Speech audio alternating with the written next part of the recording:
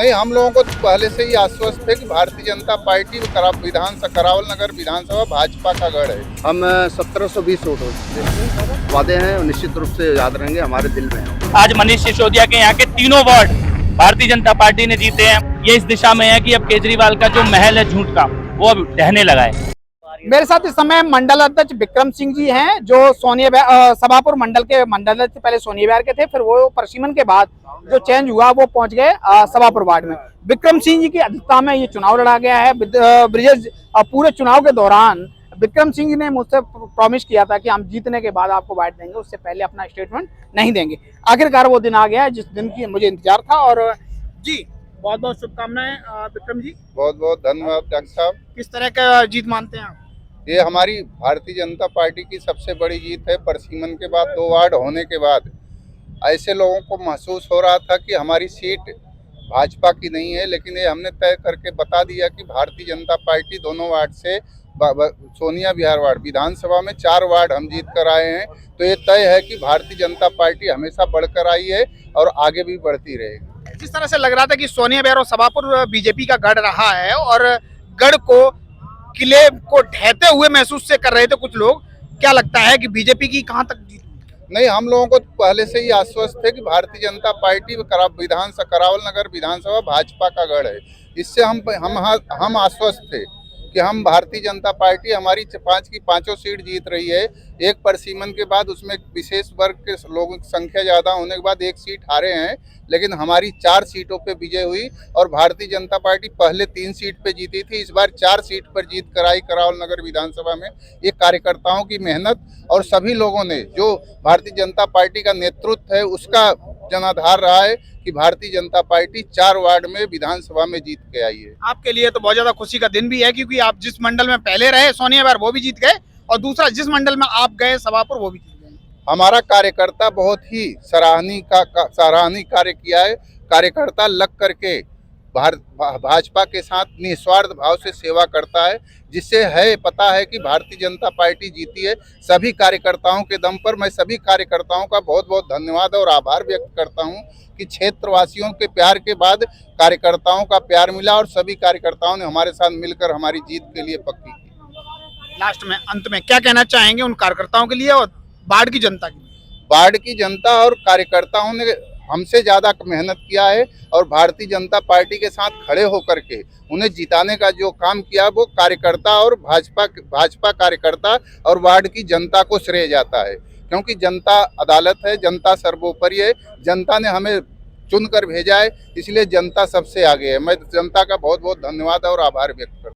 50 से बीजेपी प्रत्याशी ब्रिजेश सिंह की जीत हासिल हुई है और वो निकल के बाहर है अपने समर्थकों के साथ।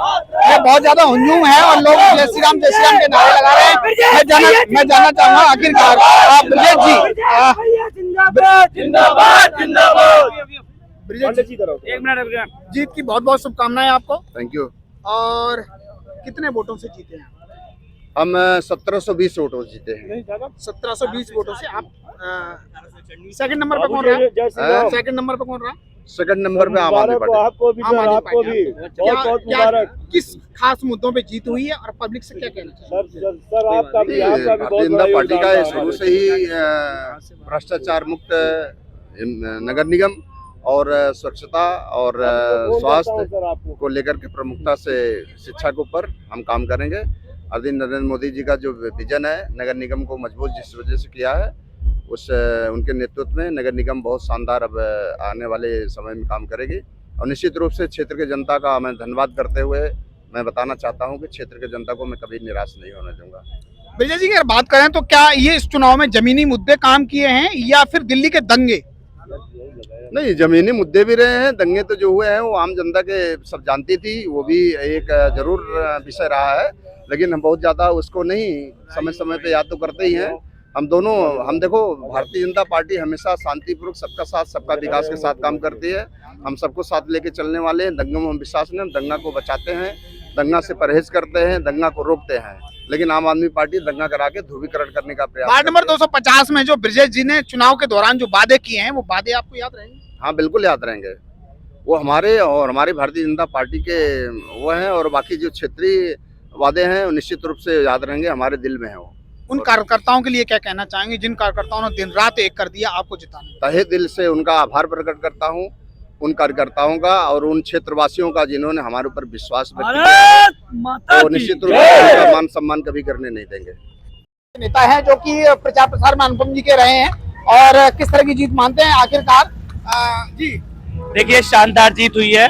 सोनी अनुपम पांडे जी की सोनिया विहार से, ब्रजेश जी की सभापुर से, मास्टर जी की वेस्ट करावल नगर से, नीता बिष्ट जी की सादतपुर से, और पूरी दिल्ली का जो आज का परिणाम है, अब केजरीवाल का जो भ्रष्टाचार का और अहंकार का महल है वो दरकने लगा है। आज मनीष सिसोदिया के यहाँ के तीनों वार्ड भारतीय जनता पार्टी ने जीते हैं, सत्येंद्र जैन के यहाँ के तीनों वार्ड भारतीय जनता पार्टी ने जीते हैं। ये दोनों मंत्री भ्रष्टाचार में लिप्त मंत्री थे। दिल्ली की जनता अब केजरीवाल के झूठे वायदों से उकता चुकी है और आज का जो चुनाव का परिणाम है ये इस दिशा में है कि अब केजरीवाल का जो महल है झूठ का वो अब ढहने लगा है।